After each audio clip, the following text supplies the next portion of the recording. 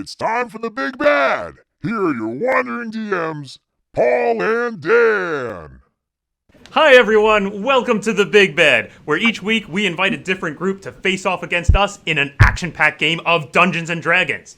They've got just a few hours to stop an evil plot, score the most points on the leaderboard, and see if they can take down the Big Bad. Today's game is brought to you by Dwarven Forge, makers of fine gaming terrain.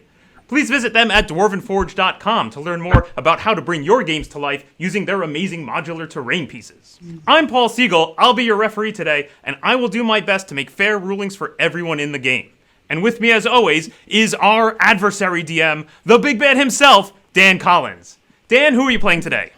Yes, I'm playing Sigilius the Vermicular, the nefarious leader of the cult of worms. My loyal acolytes have captured the foolish adventurer Eric the Brash and are even now preparing to sacrifice him to the great crawling one deep underground. Any attempt at rescuing him in these last moments is surely doomed to failure.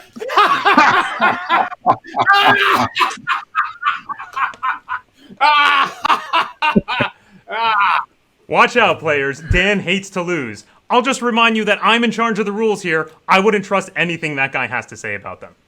So, let's meet our players. Our brave adventurers today are played by the Hoard Takers, assembled by Stefan Pokorny. Welcome, Hoard Takers. I understand you've prepared a song for us. Yes, I have assembled this group of very foolish, brave adventurers, and they are here today, and we have our own, the Hoard Takers have their own theme song. Here we go.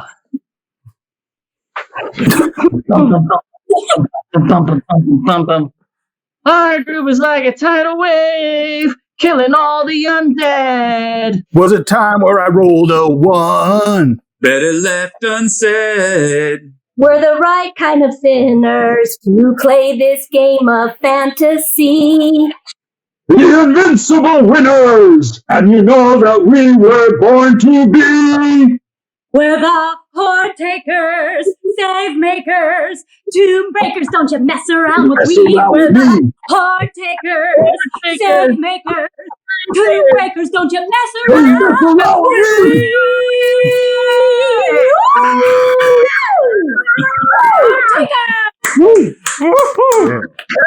All right, let's play some D&D. Yeah, for sure. So let's meet our players. With us is Stefan Pokorny. Welcome, Stefan. Hello. Stefan, I'm a barbarian. Yeah, tell us who you're playing today. I am playing Kaim, the Vanquisher. Excellent. Why did you choose that character? Because he's a barbarian. What else did I pick? I get to rage. Yes, excellent. Excellent. Tell me, what dumb thing did you hear Eric was up to when he got caught by the worm cult? I didn't hear anything. What? I think I was passed out at the tavern. Excellent. So you woke up in a drunken haze and discovered he was missing and agreed to come and rescue him. Very noble. Yeah. With us also is James Keleher. Welcome, James. Thank you. I am playing Avery the Unerring, who is a wizard. And I enjoy playing wizards because I have to keep the barbarian out of trouble. Great. I heard that you were researching a new spell when this mission came up and you had to abandon it to go save Eric. What was the spell you were looking into? Oh, it was a personal matter that Kaim has a little issue, and I was trying to... it's probably more of the cleric's realm, actually, now that I think about it. But I'm not allowed to talk about it. But very good. Better left unsaid then. Joining us also is Richard Radnay. Welcome, Richard. Hello. Richard, who are you playing today? I am playing Ragnar, the even-handed. I am here because it is ultimately my destiny to be here. Can you tell me, which of the other characters in your group does Ragnar consider to be his best friend? Ragnar considers all whose actions are bold to be his friend. So a fluctuating, moving goalpost kind of situation. Yes. If you move towards evil, Ragnar will seek you out, and you will no longer be a friend of him. Joining us as well is Anne Carlton. Welcome in. Hi, thank you. Today I'm going to be playing Gradinia Bronzebelt. She's a lady dwarf fighter, and she's very fierce. She shaved her beard especially for this meeting so that it wouldn't get worm gunk in it. Wow. What? I didn't know that was legal among the dwarves. Well, humans get very confused when I have a beard, and I'm just tired of being called a he. I get that. I feel that. So, what terrible things have you heard the worm cult is responsible for? Well, I've heard that when you're gardening, if you use your axe, which is, of course, the finest tool ever created by dwarf, that they keep multiplying. That when you're going through and you're making your row with your axe and you cut them in two, then you have two worms. And eventually the worms will take over the earth, and that just can't be abided. Because dwarves are clearly the ones who should be in charge with all of our friends and allies. So we have to do something about this. Definitely something to consider when invading the worm cult. Yeah. Ref, I'd like to dispute the fact that the players brought actual weapons. I didn't know I was allowed to do that. I don't have actual real weapons here. Is that gonna? Oh my God! They all have actual weapons. I think you should boot them out, Ref. You should just boot them out. I don't think that's allowed. Looking over the official rulings here, I don't see any mention for or against actual physical weapons, so I'm going to allow it. I'm going to bring this up with the rules committee between seasons. I think that's a serious oversight. They'll accept your report in written form, I believe. No Dwarven ale for him. We have with us as well Luke Gygax. Welcome, Luke. Hey, thank you. Glad to be here. Luke, who are you playing today? I am Phalar the Fearless, a blessed of Heronius, and a member of the Holy Order of the Supernal Topaz Defenders. Excellent. What brought you to that character? I was attracted to him because I thought clerics don't get play. A lot of people don't like to play clerics, but this was a war domain cleric, and I really wanted to get in there and show that you can have fun playing that cleric, being a little bit tank-like, and I don't mind looking out and playing a support character and trying to help out the rest of the party. So I kind of get, it's satisfying to help others succeed in the game. That's great. How do you think Eric will react when he sees that you have come to his rescue?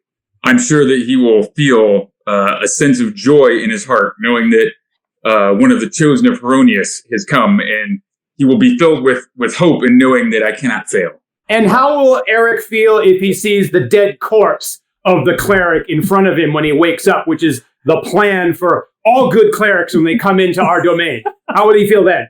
I am protected by Heronius, and the evil will be smote. We'll see about that. Finally, we have joining us Elisa Teague. Welcome, Elisa. Hi there. I am playing Child, and I chose her because I like slitting throats in the dark. Excellent. Tell me, which of the other characters in the party owes your character one? No. I'd say that it's probably Cain that owes me one because I'm the one who properly taught him how to rage. That is true! I didn't wake up. Okay, great. I have no idea what we're doing here. You should go with that feeling. Kayam, of just not knowing what you're doing and just like rolling random dice from round to round. I like that strategy coming into it. Good attitude, Hornbreakers. To begin with, we're going to show you what you're facing, so roll the clip. You have entered into a massive cavern deep underground. The entirety of the cavern is dimly lit by a few torches and several large, low-burning braziers. The cavern is bisected by a narrow but deep and fast-moving river, banked by slick-looking rocks. The approach from the entrance in the northwest corner is flanked by massive stalagmites, offering some cover from the eastern half of the cavern. Here, the west-leading branch of the river moves more sluggishly, swirling around a natural grate formed of low-hanging stalactites. Across the river, a twisted stair has been cut into a pillar of rock, leading up to a rope bridge that crosses high in the air. To the east of the entrance, another gap in the stalagmites offers a different approach, leading to the crashing falls that are the source of the underground river. Across the river is a large, flat, open area where strangely colored fungi grow to enormous proportion from mounds of what appears to be churned up earth. Finally, in the southeastern corner, a rocky tor rises slowly up. Chanting can be heard from the cultists arranged along the natural steps, leading ever upward to a flat platform, where the cult leader stands behind a dark altar. On the platform before the altar lies the prone form of your friend Eric. What vile ritual or dark dealings do the cultists have in store for him? You must reach the pinnacle and stop the ritual before it's too late!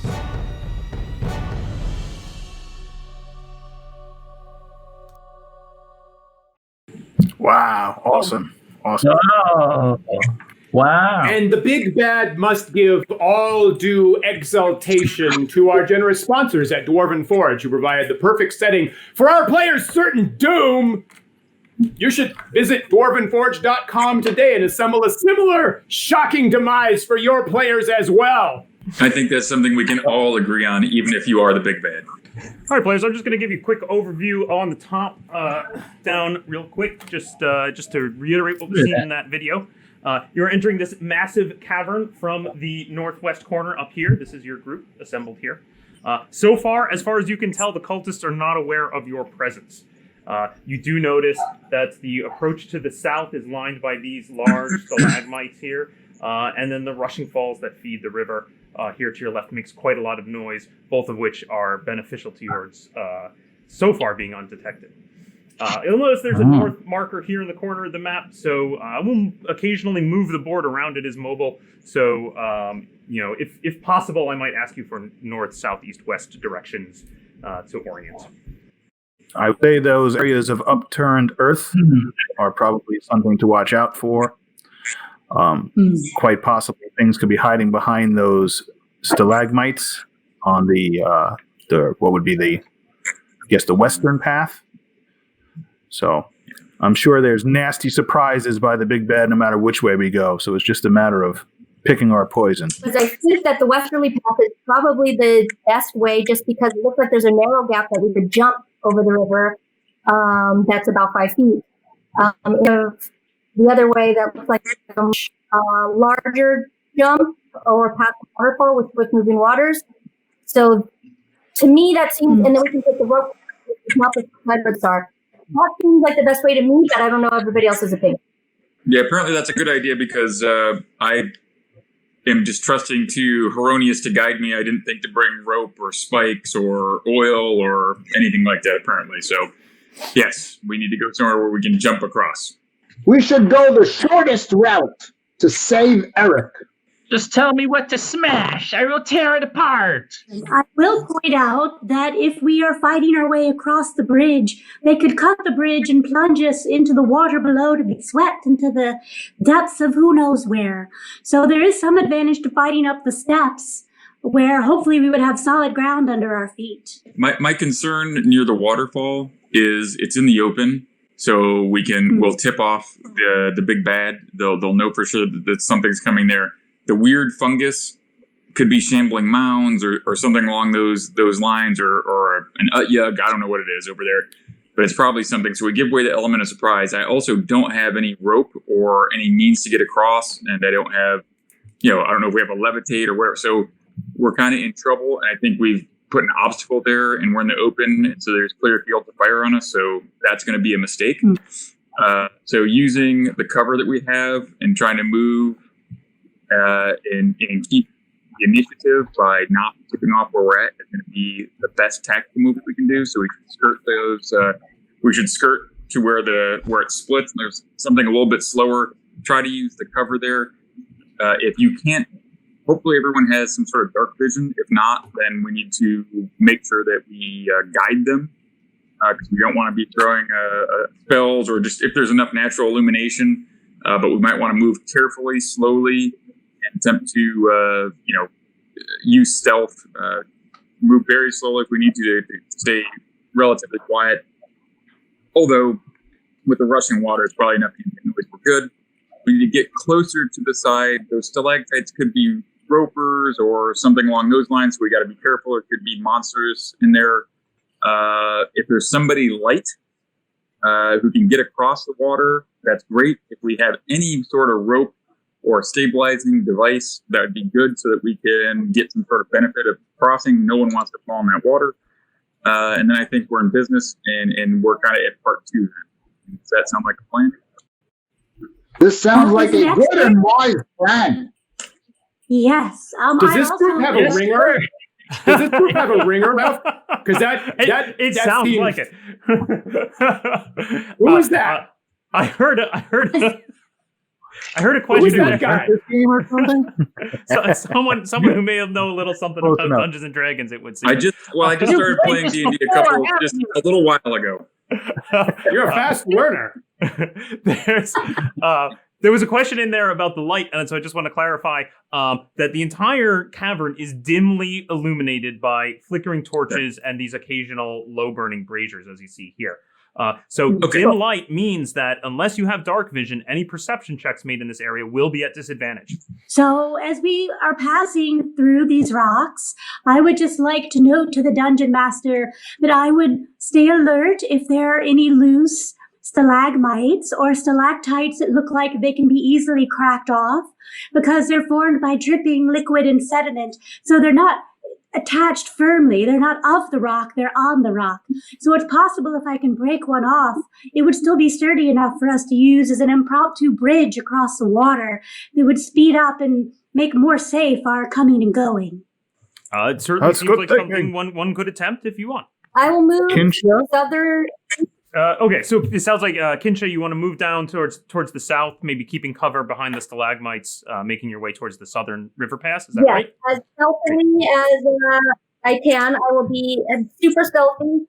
Great. So I will ask you to make me a stealth roll. Because of the dim light and the noise of the falls, you can have advantage on this roll. I think I have advantage on stealth anyway, but thank you very much. Do you? With Elvenkind. It's the rules lawyer. I Advantage, but believe it's that's okay. the boots of Elvenkind, Rev. It's the boots. You have the boots. There it is. Boots. There it is. Great. Thank you very much. Boots of Elvenkind. Very good. I have 23. Very good.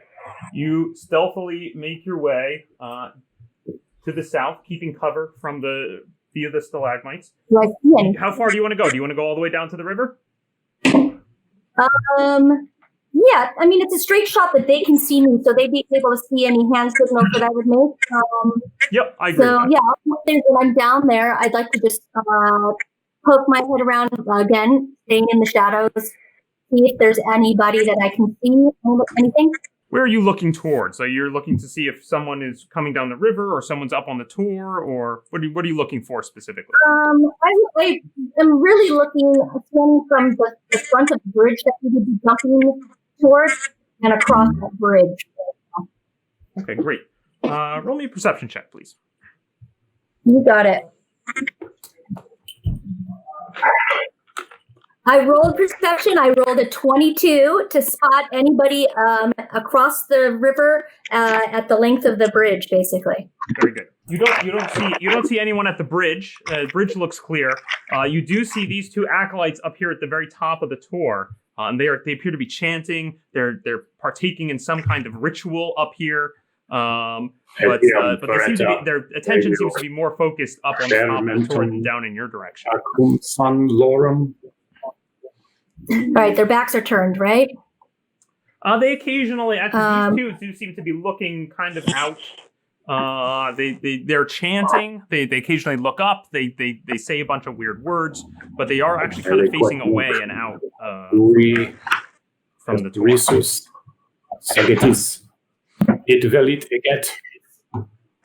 So I will give the hand signal for everybody to come to me and then stop where I am. Okay. You motion to your allies. Is everybody making their way down to the south? Yes. Ragnar will follow. Excellent. Are you full out running? Are you sneaky? No. In fact, I will for the humans. I will pair them up with someone with a dark vision of some sort, and we'll move at even a half speed, just to be extra careful and whisper very quietly if there's something there and help guide them across. Great. Very deliberately. So I'll ask everybody to make me a stealth check, and you can all do so at advantage due to the extra protection. Oh, yay.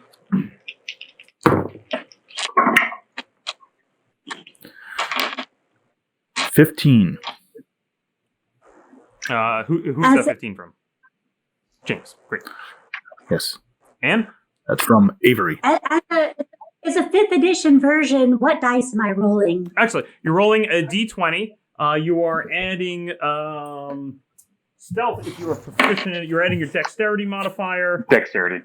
And it's 1 for I have a Gardenia. plus one. Great. Thank you very much. So it's a total of +1. But you do get to, because you have advantage, you get to roll the d20 twice and take the larger number. Well, I got an 18 plus That's 1. Is that enough? I roll Yeah, that's again. pretty good. That's pretty darn good. Okay. That's a 19. Kind of Baylor got a has 19. 13. Phalar has I got a an 13. 18. I got an 18. 18. 13. And Ragnar? Ragnar got a 17. 17. Okay. Wow. Okay. So your group begins advancing towards Kinsha.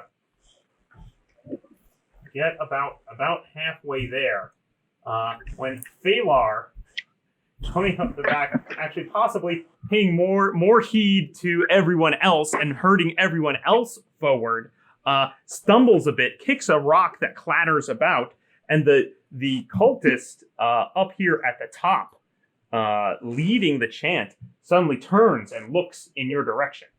What? Hide! I detect interlopers in this, the unholiest of holes. The ritual must not be interrupted. My loyal acolytes, defend yourselves and prepare to punish whatever intruders you see. We're prepared. Sorry, guys. Who has a bow? Oh, Phalar. So at There's this a point, valiant where you've made it to, most of you are hidden. In fact, I will kind of array you along the edges of the stalagmites here that you're keeping cover from. So it's in fact only Phalar that is visible to the High Priest right now. But since the High Priest is aware of the presence, what I will do is I will ask everyone to roll initiative, and I'm going to start going through an initiative order.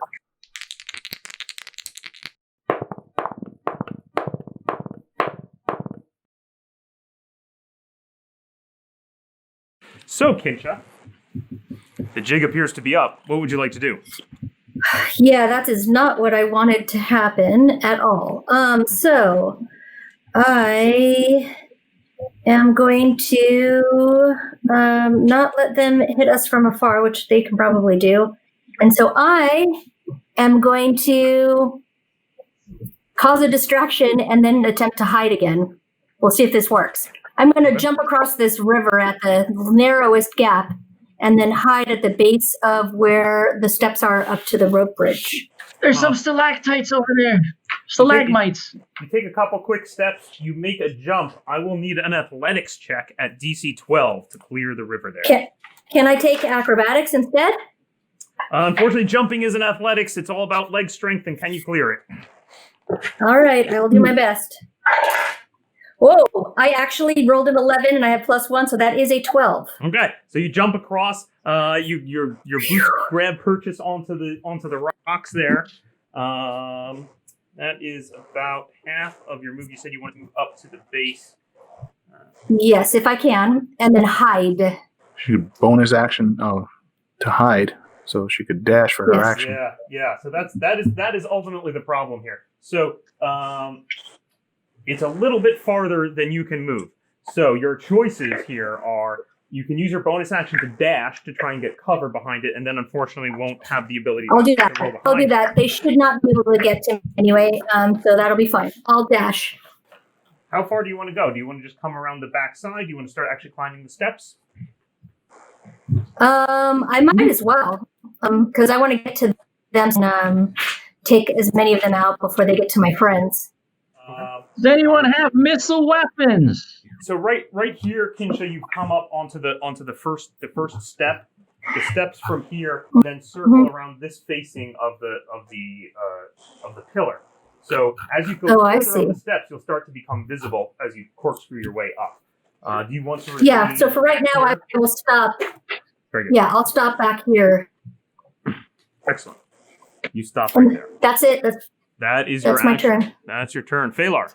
Okay, so From the scale of this, it looks like I'm within 120 feet of the leader of the cultists, the big bad, the whatever his name is, Sigilius or whomever it is there. Sigilius the Vermicular, the nefarious leader of the cult of worms. So in general, for range, what I will do is I'll give you your best guess, and when you declare your action, then I will measure. Are you within 120 feet?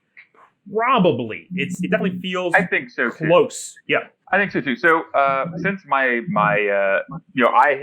I have messed up here, I am going to actually move back east. I guess it'd be northeast to those gaps in between the stalactites there. And while I am boldly striding forward, I'm going to say, "Despair, foul cultists! It is I, Valar, chosen and blessed of Heronius, who is here to save Eric."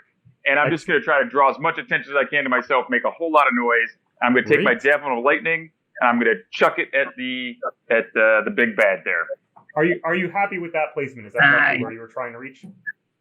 Yeah, pretty much. As long as I got a clear shot there between those stalactites.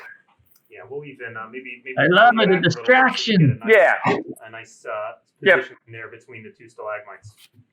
Exactly. Yeah, and I figure if I make enough noise and hey, look at me, and create a big crashing noise, that'll probably help the rest of the party stay stealthy and take them on the flank.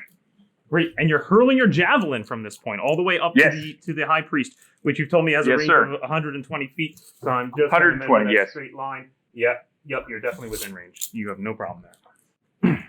All right. So let's give this a check. Let's see what I got here. Is this a disadvantage due to the range? Due to the actually, that is a good point. You are in the long range or in the long side of the range, so unfortunately, is that disadvantage. All right, I will. Not very good. Due to the disadvantage, I got a 13. Okay. But you know what? You know what? Yeah. I am going to call upon Heronius to guide you don't need me to. and just strike him and add a plus 10 to that because I don't know if it hits him, so it's a 23. Very good. Very good. You should just trust yourself. You should just trust yourself, Valar. Just assume you don't trust in your normal attack abilities. Valar calls upon Heronius to guide his strike, and indeed, 23 definitely strikes the cult leader. So go ahead and roll us some damage there. All right, so I do 5d6 plus 2. Fairly average roll here. 15 plus 2 is 17 points. The javelin, as it flies through the air, transforms into crackling energy, the lightning bolt smashing into and spreading across the form of the high priest, and then forming back into a physical javelin that juts from his chest. I try not to laugh too hard. Attempting to make the most of the cover provided by the cleric. You stifle your laughter. Yes. No one's ever used the Javelin of Lightning on round 1. Ouch! That is rough. Kayam, the Vanquisher, what are you doing? Oh, well, I like I said, I seen that. I stifled my roars, barbarian laughter, because I know we're trying to be stealthy. And as I duck down, I try to dash. We're pretty fast, right, barbarians? Oh yeah. Your base move is 40. Yeah.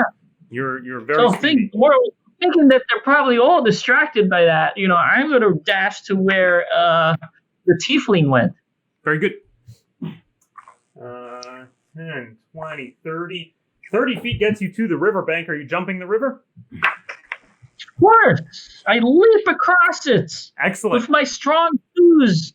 I will require an athletics check, which is a d20 plus your strength modifier, and you're probably probably proficient in that. 19, 21, 19, 20, 21, 22. Easily sail across the river. That's just your movement at 40 feet to get across the river there. So I see there may be a little stalagmite cluster there, and I kind of duck behind it. Great. So you're trying to provide a little cover in case they try to shoot me with arrows. All right. You could move again, I think, Stefan. Right? That was only his movement. That was you could only your if you want. That was to. only your move. Yeah. So you could choose to hide here, or you could use your bonus action to get another 40 feet of movement if you want. And let's do it again. Yeah. Yes. So where are you headed? Are you rushing up the stairs?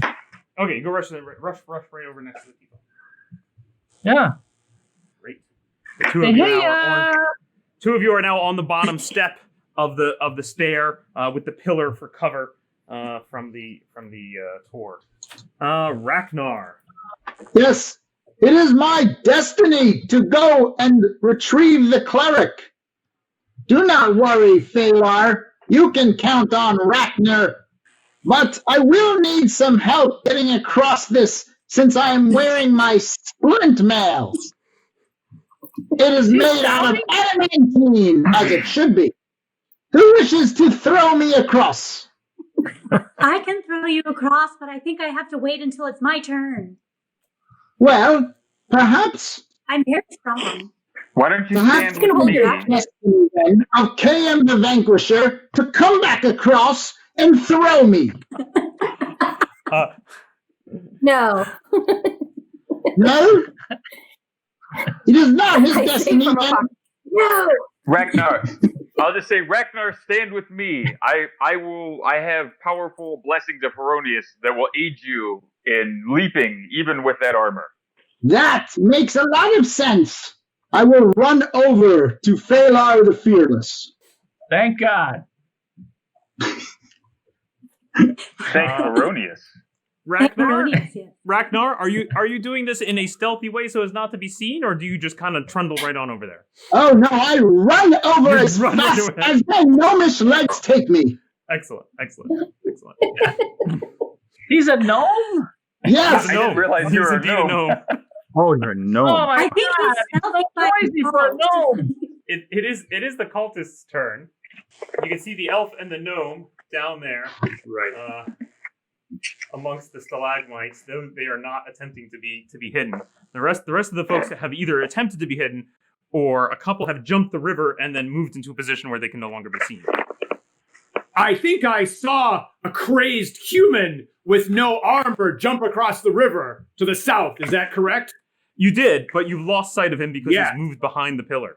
I see. So I believe that I'm trying to be distracted to the north while opposition comes closer to me on the south, but I shall not be tricked, for the leader of the cult of worms is far more cunning than that. So I direct my acolytes to cast blessings. What was that? Who said that? I direct my acolytes to cast blessings among themselves. Many blessings from the worm god. 1, 2, 3 blessed spells are cast, and all my men are blessed. GM Ragnar only got to move, and he didn't get an action. Should he have gone as his action as well, or? Yeah, you should have if you had an action to take. Absolutely. Yeah, no, I didn't realize we were moving on. I will allow it. What action? No, it shouldn't be allowed. It shouldn't be allowed. Once it comes to my turn, it shouldn't. We shouldn't go back, Ref. I will give him this one because I pulled forward without asking. So, Ragnar, what is your action? I don't want to see this again. Ref. All right. Take it up with the commission. Ragnar will cast Bless on himself and Phalar the Fearless. And is he in range or within 30 feet to cast it on one more person? The next person you could reach is actually Avery. And it will be Avery then. Who's next closest to you there in the blue. Are you good, Ragnar? Ragnar has blessed, and we shall move forward. Excellent. This is good. If the best thing that the Hoard Takers can do is just copy my strategy, I feel pretty confident about this game. Nice. Very good. So now that we have all counter-blessed ourselves, from what I hear, the high priest is holding a crystalline goblet, and he hands it off to his second command shatter? And says, "It did not. Ref, did it shatter? I don't believe it shattered." No. I think items, as long as they're being held by a character, cannot be shattered. Good try, player. We respect that. So he hands off the crystalline goblet to Secundo and says, "You, Secundo, must continue with the ritual. Nothing must stop you." And as he takes it, Secundo, as a bonus action, casts Sanctuary on himself. "Yes, master. I shall do this." And then the high priest points down at that little piece of territory that some people jumped over. And he pronounces the... Yep. You mean the river where they jumped? Correct. Yeah, it sounds like it. Yeah. Okay. Correct. Okay. Yep. That's sorry. That was Primo that took the goblet, of course. It is indeed Primo. That's the one I mean. Yep. There you go. Yeah, we both knew who it was. So the high priest points down at that little jutting part that's on camera right now, right? The part to the south that's on camera, and he says the magic words, "Plaga insectum," and invokes an insect plague covering the coastline. Covering the coastline of that tour. Yeah, a little further south. A little further south would be great. Further south, a little 5 feet further south. I'm up against the pillar. Okay, great. Lovely. That's where we cast it. Wonderful. Thank you, Ref. And then Secundo casts Sanctuary on Sigilius. Thank you. I got one more thing. Yes. So Primo, having been sanctuaried, he takes this crystalline goblet from the high priest, and the crystalline goblet seems to be filled with large cocoons. And the cocoons seem to be large and pulsing and green. And even as you look at this, they burst apart with fluids running out of them as though these squiggly purple things inside are about to crawl out. And Primo says the next line of the ritual, which is "Corabitor ulam corpor vel lectus a plerisat." And he takes the crystalline goblet and he plucks the top cocoon off, and it looks something like this. And he plucks the top cocoon off, and it's wiggling, and something's trying to crawl out, and he takes it, and he puts the entire thing in his mouth and digests it like this. A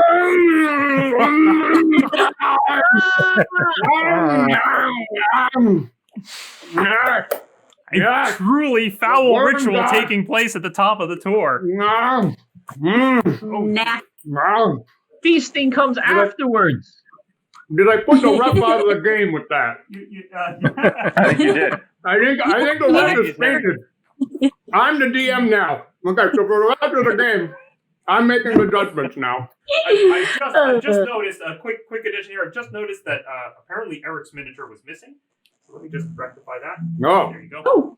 Sorry, everyone. There he is. Only in that close-up shot did I realize he was missing. So, excellent. Is that it for the cultists?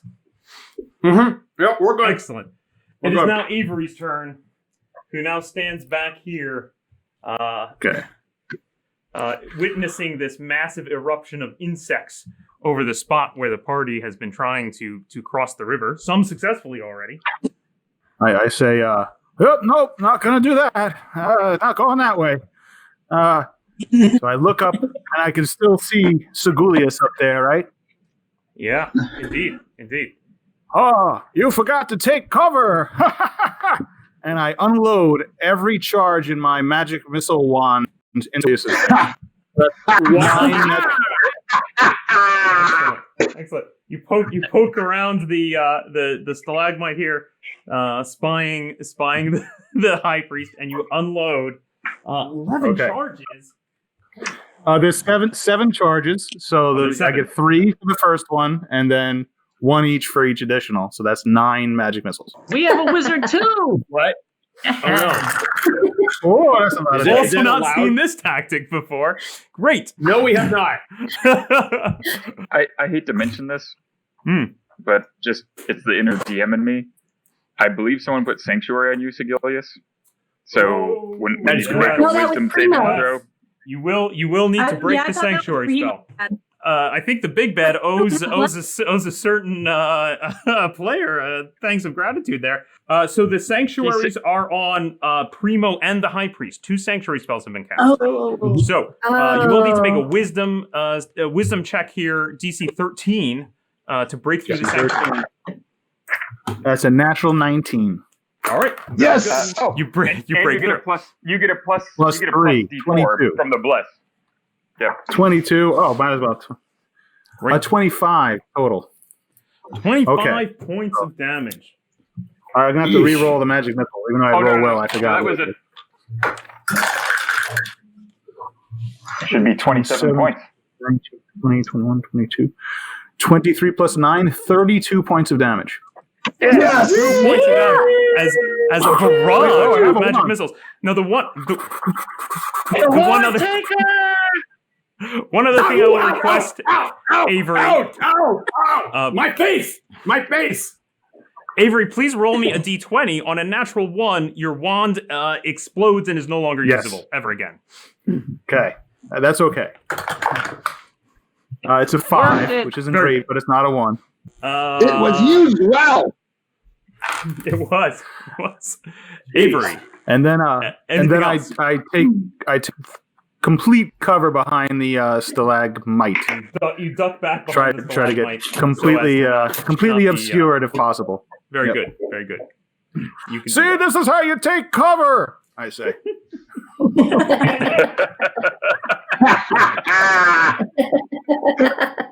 Virginia, if you could see, you are just here in the front of the line here. They're about way 10 too close to the bugs. Yeah. My movement is 25. I think it's through concentration. That is a good point. Yeah, that is a good point. Sorry. DC 16 concentration check from the High Priest, please. No more bugs, maybe. Oh. I've rolled 16 exactly. Yeah, and the bugs remain. Alas, the bugs remain. Whatever you like, I will roll that number. So, Virginia, you have 25 feet of movement. That's true. If you use your action to dash, you can double it. So I could potentially run through the bugs and make it to the other side.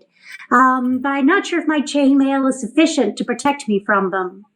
So have the bugs vanished? I was confused about the concentration. Yeah, so the bugs remain there as long as the High Priest is able to concentrate on the spell effect. It seems when he takes damage, there's a chance he loses it, but in this case, he managed to withhold it even through the barrage. Yeah. Okay, so I would like to try to do this because I can't get to anywhere effective at the moment. There's all these like big stone pillars around me, and I have a magic hammer. So I would like to take my magic hammer and bash the bejesus out of a nice, slender stalagmite, and then I would like to take that and chuck it like a spear at the people up at the top of that, and see if I can knock the bejesus out of some priests. Okay. Sorry. So you're trying to break off perhaps one of the smaller stalagmites here. That's right. So that I can get a distance weapon. Yes, exactly. Yeah. So I can heave it like a spear. Now, even with a real spear that's not a stalagmite, that would be a difficult toss because they are about 50 feet up in the air. Not saying you can't do it, just saying it will be difficult. Yes, I'm going to try to quickly just take a bash at it, and what seems like the likeliest point to break it, and to get a sizable chunk, and then I can zoom it up there and hopefully bing somebody, and maybe that crystal goblet. I think if you chip off more of a smaller chunk from the tip of the stalagmite, then you may be able to throw like a rock at least. Because that's a long way. Ref, I might suggest that you compare this to a hand axe. Which is 2060. So again, the problem is going to be the distance. So you hack off a piece. You attempt to toss it up at the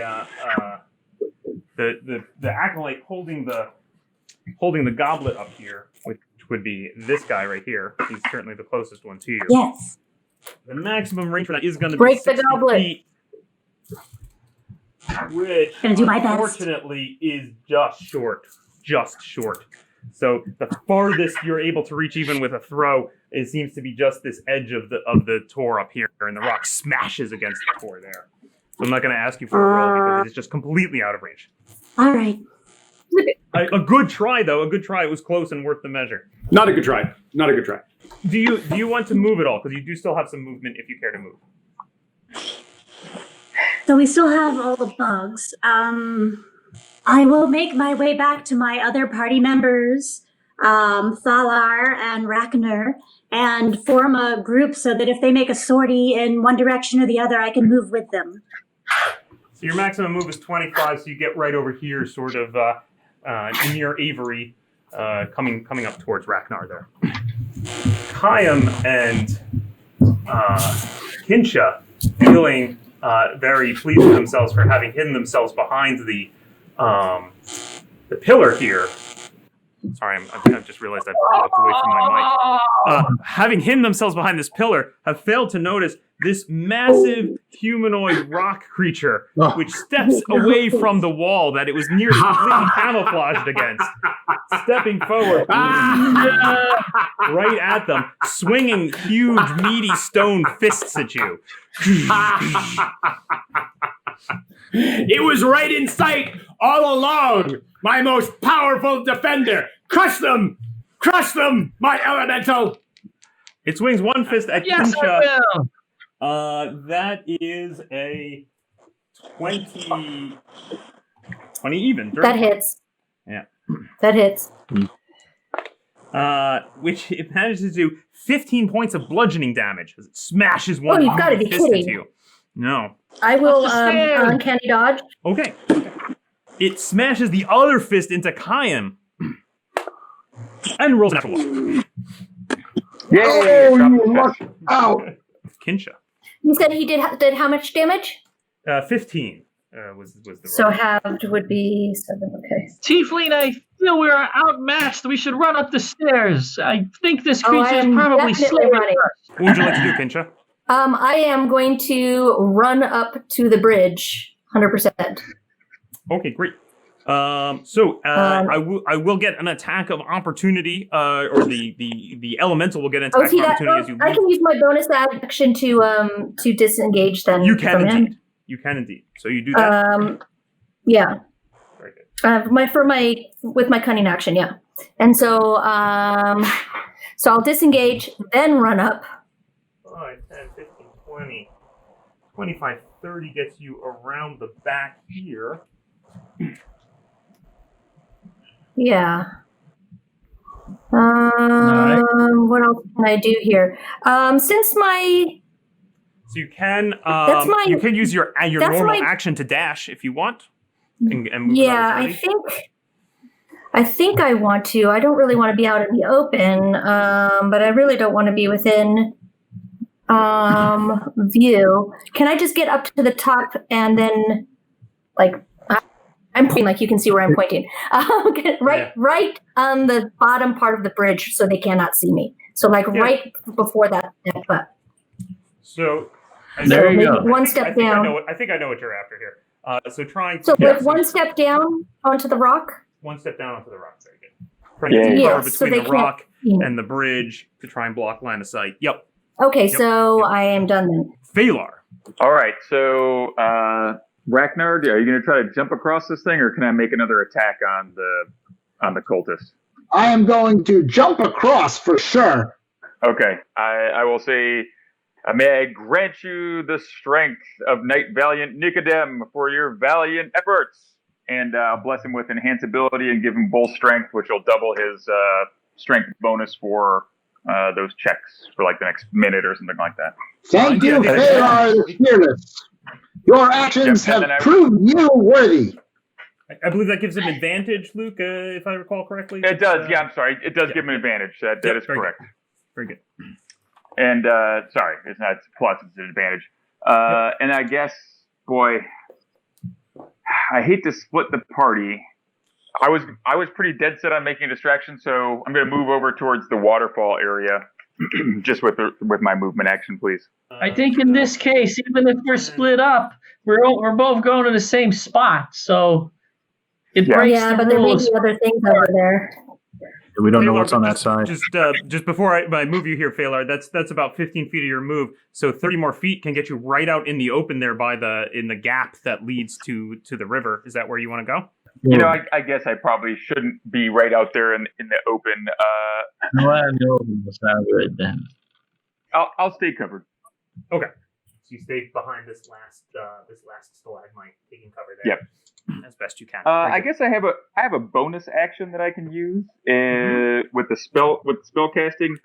I'm going to go ahead and throw Shield of Faith on my buddy Ragnar, since he's going to jump across, so he's going to need that. So that gives you a +2 to your armor class for the next 1 minute. You are truly worthy, Keleher the Fearless. I will not let you down. Is that cool that I did 2 spells? Because one's a bonus action. That's actually what I was just going to call you on. The only way you can 'Cause I cast don't 2 think I spells can. in a round is if one of them's a cantrip. Got- I don't know got if it. one Nope, of those is it's a not. cantrip or not. It's not. It wasn't. Thank you, So my error. I can't do that. Yep. I cannot. I was do going that. to say I apologize. can play more 5th edition. Phalar takes cover behind the stalagmite there, and it is Kayam's Yep, and I'm done. Look at that guy. Ah, Kayam, you're facing off Why did you against have your people sculpt that, Stefan? That's terrifying. damn that Eli. I want to know how Stefan didn't see it. This is like That a was Eli. nightmare. Like, It's delightfully out to kill me. Yes, exactly. So, what are you doing, Kayam? This is perverse. Perverse. All right. Well, I'm going to run up the stairs. Excellent. Are you spending any action to disengage, or are you just running and taking the parting shot? No, if I can disengage, that's what I'll do, and then run. Yeah. Okay, so you use your action to disengage, which then means you can only move your normal 40-foot movement, which is still pretty darn good. Yeah, it's going to get her right up to the top with the thief or rogue. In fact, you're only able to go 35 feet because then the rogue is in your way. Nope. I hope he doesn't come up after us. I'm going to see what I can do about that. Here I am, Tiefling. I'm going to make a mad dash for it. That brings us to We'll Ragnar. run together next round. How hard would it be for Ragnar to climb onto this wall right here and then leap across the river? So it would cost him maybe double move on this little piece to get over this little hump. So that's 5, 15, 20, 25 will get you just to the edge of the river. If you used your That is dash good action, enough for Ragnar.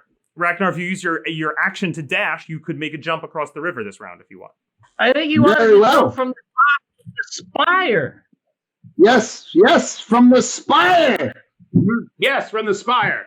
Ragnar, clambering up the edge of the stalagmite, rushing towards the river face to make a leap. This is for you, Keleher the Fearless.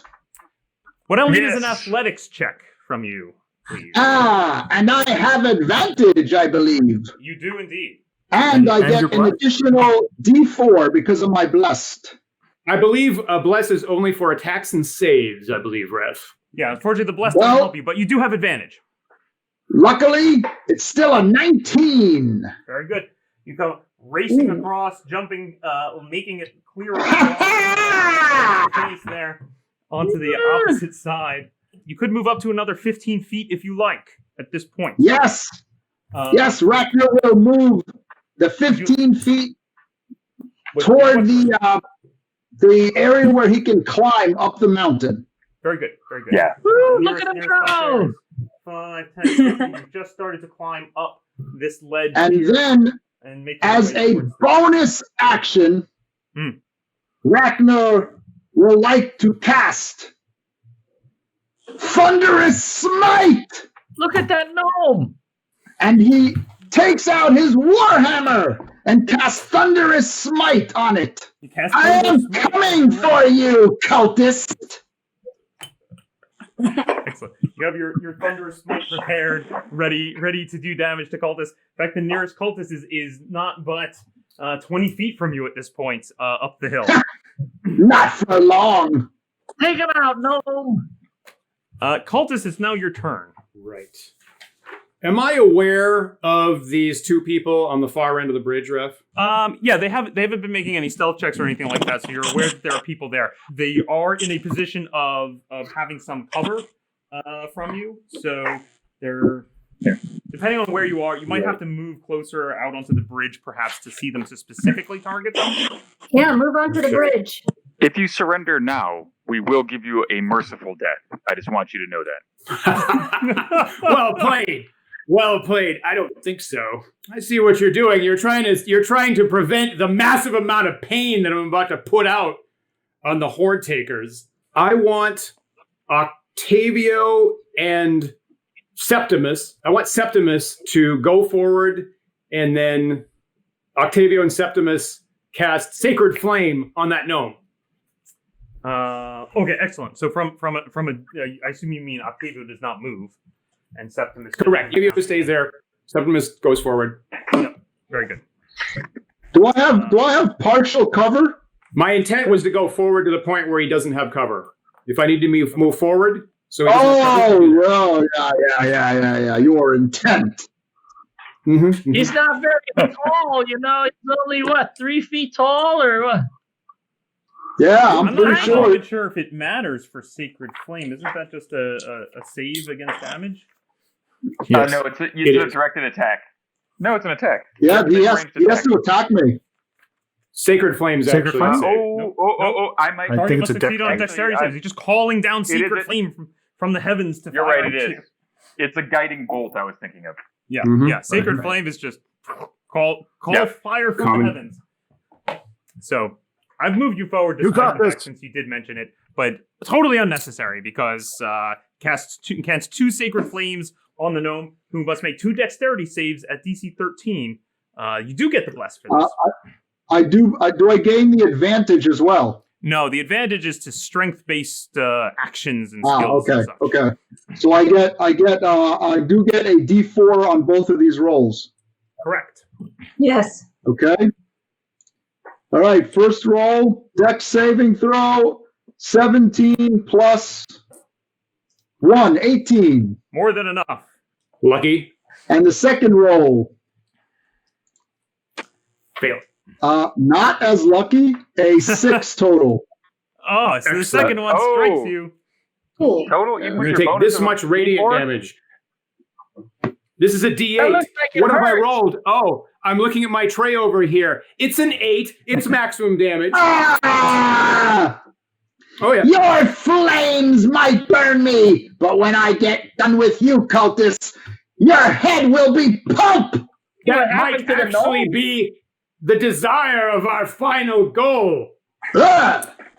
I direct Secundo and Tertius to take out their maces and smash apart the supports of the end of the bridge. Oh no! Oh no! You shout your orders. Who's got the to missile your, weapons? To your cultists, who Whoever, the two that are closest. None of us. correctly interpret that the 2 closest should do the work. Right. I have a javelin. Roll for me, Dan. Oh, he Oh, died! you fell off. Oh, well. Be careful with my cultist miniatures, Ref. Come on. Show some Roll. respect. Roll for me 2 damage rolls, please. Very good. 2 damage rolls with the maces. Maybe they won't succeed. They look like sturdy timbers to me. I got a 1 and a 3, Ref. Oh. All right. So they begin hacking and smashing at the rope bridge, breaking apart some of the ropes, causing it to wobble and move and shift. But it's still in place for the moment. In that case, do I think that the high priest is within about 30 feet of the bridge? Probably. I step like 10 feet towards the bridge. The high priest steps about 10 feet toward the bridge to make sure he's closer. Does he come around the bridge side? Yeah, he would. He's different. Get to the bridge. Come around the river side. Come on over there. Yep. Very good. And he gets Definitely within prone. 30 now. He gets prone. He Gets down prone. On his belly. Yes. Oh. And then from that position, he constructs runes in the air and says the incantation Custodi Fidei and summons a guardian of faith as far over on the bridge as I can make it. What in the world is that? a writhing black tentacle of pure evil energy erupts out of the bridge, ready to lash out at anyone who may pass that point. Yeah, I want Secundus to drop back. I want Secundus to go south and just take cover. I want Sextus to go up like 10 feet. I want him just right next to that fungus there. Great, perfect. Yep. And I want Primo to go prone with a crystalline goblet. Prostrate yourself before Heronius. On the contrary, he continues with the dark ritual to the worm god, and he says the ritualistic words "Vivamus Actor Nib Arcu at Ultracus," and he takes the crystalline goblet and he takes another even larger cocoon that is, even as we look at it, bursting forward with some kind of slippery thing trying to worm its way out. And as he says the last word, he consumes it like this.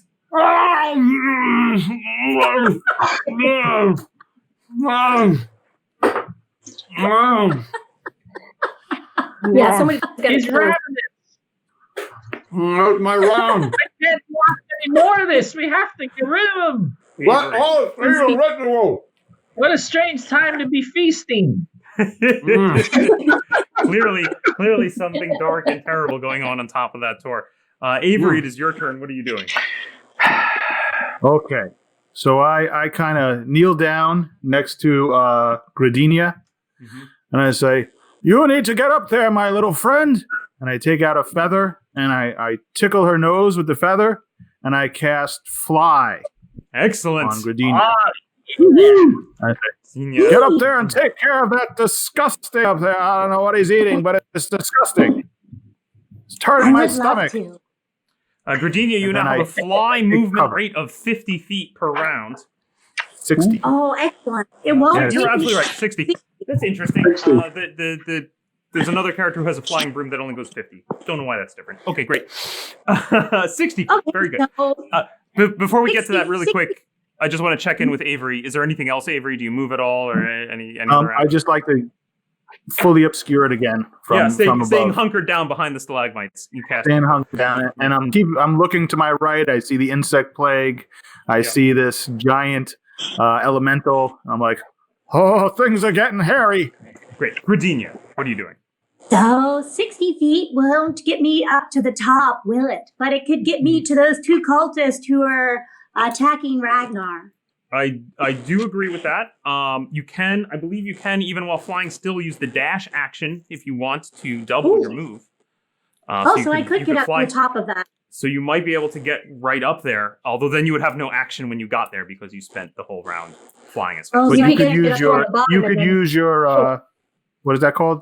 Action surge to You could attack use when your you got up action there. Yeah. surge to get a free Could extra use round action of surge. action. 2 attacks I'm because it's an going to attack do action. that.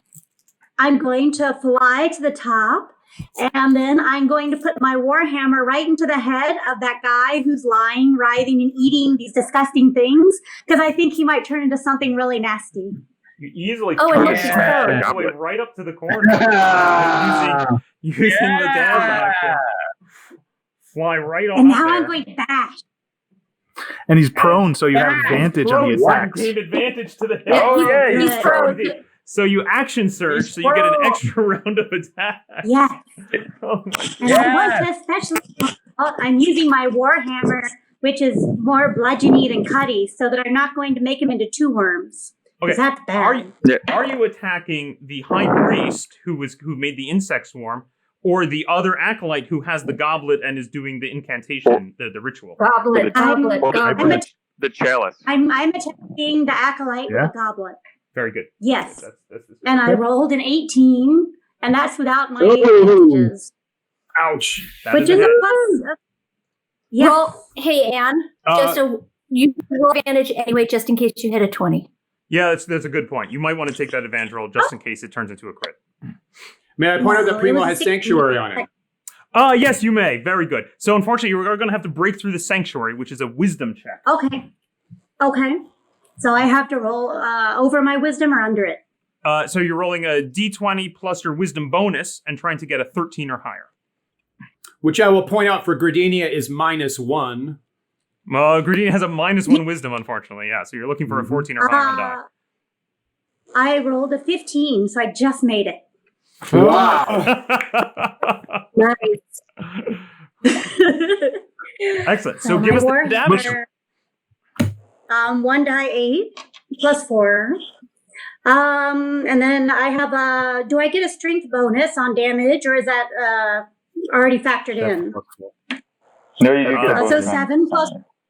Okay, 7 plus 4, 11 points of damage. Excellent. I believe that's enough to obliterate the acolyte. Now put one on the high priest. You smack him. Can she You just pulverize his skull. He drops dead there in front of you, still clutching the goblet to his chest. And you have another attack, right? You do have another attack. Smash the If you goblet. want to attack, smash the goblet. Smash the goblet. Ooh, that's not a bad idea. All right. You don't bring like your that hammer goblet. down I with your don't second like attack all the worms and in just smash to pieces the goblet and the strange pulsing things that are within it, and just obliterate it. Yes. My cocoons! my wormy cocoons! No! You shouldn't have You didn't like kidnapped my friend. Those have been collected over the course of decades! How can you? He's going to go hungry. Thank God he won't eat any more of those things. At the end of the round, the earth elemental, hemmed in by the insect swarm, tries its best to reach up towards Kinsha and Kayam, but is unfortunately unable to reach them. If only the sculptor had made the arms longer. I really feel that this is an error on part of the sculptor for not making the arms longer as it should have been. Kinsha, it is now your turn. Oh, hey, it's my turn. Can you please describe this thing that has appeared before me on the bridge? It is a strange, spectral, worm-like shape that has emerged out of the bridge itself and is writhing around. It has glistening, spiky appearance to it. You're fairly certain that it is not itself a creature, but merely a spell effect, but it definitely looks dangerous and unpleasant to get near. Do I get the feeling that it is something that I could attack successfully? You don't think so. It appears to be purely magical energy, no more than you could say attack a magic missile. Do you believe that thing? I believe it. I'm wondering how I can get around it. And I don't know. I don't think that I can. But if I said that I wanted to very craftily cartwheel and do a flip over it, would it then be acrobatics? It would be acrobatics. Yes, I'd like to do that. Very good. Do you want me Watch to me go. toss you? No, I'm fine. So I run through with like fiery passion and go to do like a giant flip over this thing. So go ahead and roll me your acrobatics roll. And the real question here is going to be simply, how much distance do you keep between yourself and it? I'm going to have to adjudicate that based on your roll. So go ahead and give me the roll. I will not get within 5 feet of it on either side. That's how big of a jump I'd like to make. Excellent. I'm pretty good. Oh, I'm very good. 24. Okay. So unfortunately, it affects anything that gets within 10 feet of it. Of course. So. Excellent. 40 feet. Yeah. Good rule, Ref. So you do make a graceful jump over it, flipping over it, landing on the opposite side. But unfortunately, as you do so, it extends itself, whips out, and snaps the tentacle at you. Now I got to look up that spell. I think you get a. Needs a dex save 16. Yep. Needs a dex save 16 Dex from save Kinsha. 16. Okay. I rolled a 16. I have a +3, so that's a 19. So I think I'm good. So Dex is my. She takes half Dex damage. is my fang. So you do take 10 She's a points rogue. of radiant damage. She's a rogue. She takes no damage on a dex save. I was say rogue would take no right. damage, right? Oh, for Pete's sake. That's correct. Indeed, your graceful leap apparently was enough to get past the thing. I'm sorry, I need a check on that. What's that ability is called what? I'm not finding that, unfortunately. Evasion. It's called Evasion. evasion, and it's under rogue class. Yep. Is that a higher level thing? Is that a higher level Yes, thing? it comes in at 6th level. You know what? Oh, you know no, what, it guys? begins at 7th. We're wrong. It's It is 7th level. It is a 7th. Ha-ha! Oh, is it? Yes. It is. 7th You're level trying to division. screw me. You all are trying to screw me with an ability this rogue doesn't have. But again, the adversary is too crafty to let that go by. So I get what's happening here with all 7 of you, but not today. Not today. Maybe some other adversary. Excellent. It's worth a Excellent. try. Nice try. So, unfortunately, Nice try, you people. do take the 10 points of radiant damage. Can I uncanny dodge that damage? When attack I've gotta ask. hits with an attack, which unfortunately this is not an attack. It is simply an area All of right, effect. so 10 spell, points? in essence. 10 points. I am not in a good way. I'm just letting everybody know. How far do I get across this bridge, though? Okay, so you could reach all the way to the You end can- where those 2 cultists are. I do need you to then come in and get this other guy. So yeah, I'll get up to one of them. I still have then action, right? Go under the You'll bridge have to the dash, rock. unfortunately. You'll have used your... Oh, no, wait, you can bonus action dash. Yeah, so yeah, you will still have an action. Yeah. Go under the So, bridge. yeah, so I'll go up to. You have climb ability. I'm gonna You go- have climb ability. Go under the bridge. Yeah, skid No, off I'm the good. side of I'm the gonna bridge go and to- I'm gonna- jump down. I'm gonna go to the guy on the left. It doesn't matter. Actually, to the guy on the right because I don't want the guy on the right, and I will hit him with my sword. Very good. Hopefully, that is a 19 to hit. That is a hit. No, wait. 6 plus 3, 9 points of damage to him Oh my guts. with my sword. Oh, it hurts. A grievous No! wound. A grievous wound. He's still up, but a grievous wound. Worm indeed. God, save me. Excellent. I think that is it for Kincha, and we move now to Phalar. All right. He's just hanging out. Hiding behind, Yeah. bravely hiding behind the stalagmite. Well, I just didn't want to attract too much damage. I wasn't sure if they had, whatever their creatures they had lurking here. Yep. So it looks like I will have to. How far away is the edge of the water there? 15 feet? Actually about 20. About 20. 20. Okay, and how wide is it? Can I About 10 feet wide. can I get across? Can I jump across it With with an a single action, move, or with would a- I need with to your- do a? You will need to make an athletics check, but it'll just be part of your move. And with a 30-foot move, you could make Okay. it to the other side. So I can cast Enhance Ability so that I give myself advantage, because I'll give myself full strength, and then I will go ahead and jump across using athletics. I believe Enhance Ability is a concentration spell. Is that correct? It is Yeah, a concentration, yeah. Then you will lose the one you have on Ragnar when you do Good that. check, Ref. Yeah, sorry, Ragnar, I better get across, so sorry, bud. It's okay. I am across already. All right, so come on. Move Yeah, 20 need to do feet parachutes. All right. to the bank. 17. Yep, and you nimbly jump across to the other side. Rats. All right. And, yeah, that's it. Ref, how delicious does the fungus look to Phalar? Is Not- it irresistibly delicious, perhaps? You should check your notes. No, definitely You should not. check the scenario notes and find out how Phalar, I've how checked them. delicious it looked. I've checked them. I think you Not might delicious be at all. misremembering. Kayam the Vanquisher. So I'm going to climb up to where you see there's that like rope thing. Do you mean you want to swing across like Tarzan? Oh. Exactly. Oh! I'm Oh, going to cut that Okay, rope Tarzan. So swing across. you're speaking specifically of Oh. the piece of rope Yeah. that's part of the rope bridge? Very good. So you want to climb up to here, Yeah. cut it, and then use it to swing Yeah. across. I don't see this in the rules, Ref. I don't think this is permitted. There's no rule for this. Indeed. That's why we're going to have to do our best to make it You up. can totally do this. Watch I'm hoping this is an Indiana Jones.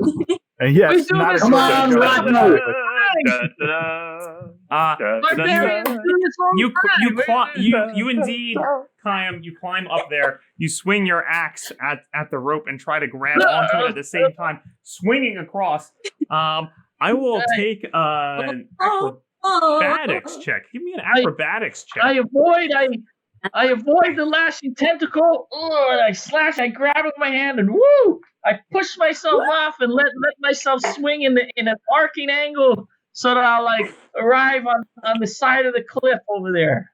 And then like a panther, I'll grab onto the side of the cliff. What's going on? Roll me an acrobatics I check, like the narrative. Kayam. Let's see how well you pull this Well, off. what is that? He should get I had he should get the dexterity. advantage just for that description. Strength. You said Strength. advantage? Yeah. Acrobatics is dexterity based. Yeah. It is I think dexterity he can use 5. athletics. He can't use athletics and use his strength. Yeah. I guess It's not that's athletic. Okay. All right. I'll take athletics. I'll take athletics for it. Yeah, athletics. Athletics. Athletics. That's +6. So 7 + 6. 13. 13. Just to see, as you swipe your axe into it, will you roll me the damage for your axe? Because I want to see how badly you damage the bridge as part of this action. Uh-oh. Good call, Riff. It's not the bridge, it's the rope I'm cutting. It's part of the bridge. It's actually the part that's holding it up. 6 + 4, 10 points. Great. All right. All the times to roll well. You grab onto the rope. You swing. Yeah. He swings, you see that? There you go. That swings right to there. The Nearly. bridge He falls doesn't on his fall head. off into the river, Ref. 13. I think that looks like a 15. It looks like he needs 15. He slips off into the river and he's gone, right? I made it I across. Look feel at that. like And now I can climb up the rope. So, however, there's more. You grab onto the rope. You swing across. In fact, the rope appears to be just long enough to prevent you from scraping across the ground here. Unfortunately, that was the last thing that was holding the bridge up, and the entire bridge collapses, falling in pieces into the river. And Get out of the quickly way. getting rushed away and swept away by the rushing waters. It's a wrap. Doesn't matter. You're across. I made it. But you do indeed make it to the other side. Nice. So you are now at the base Did I have of the another door. action? I'm gonna say that was your action, certainly of slicing and grabbing and swinging was your action. And I don't have can I use the bonus action or whatever? I don't know what you have that activates with it. I mean, you could go into a rage. That's something you can do with a bonus action, but you're not gonna get extra movement if that's what you're looking for. That's it. That's my move. I've made it across. Next round, I climb up and decapitate. It is now Ragnar's turn. Ragnar! Well, cultists, I jump up onto the ledge facing, and with my thunderous smite active, I just take my warhammer with one hand and smash one of their heads in. Excellent. Roll me an attack roll, please. I duck, Rev. I duck. I do not want that to happen. 17. That's a +5. 17 AC. That is a hit. Wow. Well, the warhammer will do 8 points, and the thunderous smite will do an additional 2d. What? For 4 more points. You smash the hammer which cracks in thunder That's as it smacks into 12 points. into the cultist, and he goes flying back into the rocks, and his back snaps, and he drops dead in a heap. And in addition, as I hit, the thunderous smite goes off, and it rings with thunder that is audible within 300 feet. Everyone hears the mighty crack of thunder. I think the gnome smashed somebody. Who does that? I then turn to the other cultist and say, "This hand is for you." No. And I take my We can work this out. my long sword and I stab him. Stabbity stab. That hits an AC of 14. That is a hit. That is a hit. Rev. That is a hit on the acolyte. That is a hit. For Other armor. 8 points of damage. Okay, that does not slay this acolyte, but Oh, my worm-infested kidney! Oh no! Oh dear! Don't worry. That is Your cult leader will eat that later. yes. That is in the book actually. I then turn my This is enough. There's more. turn my back.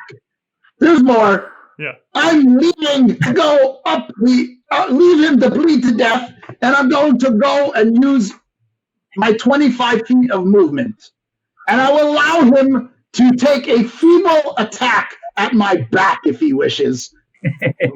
So you've already used some of your movement just to get up here. Okay, how much? But yeah, you can. You've used about 15 feet. So you have 10 feet left. I have 10 feet more. How high can I go? Can I climb up? The first ledge. Yeah, the first there. Yeah, the first ledge there. Oops, you can sort of hop here. Oh, then he probably doesn't even get an attack of opportunity up No, there. you are correct because you are still in melee combat with him. Yeah, and I have a height advantage for next round. So, question, Ref. Yes. Do I have any way of picking up my blessed, precious cocoons and doing anything with them at this point? They're smashed. Some of them are scattered They're about.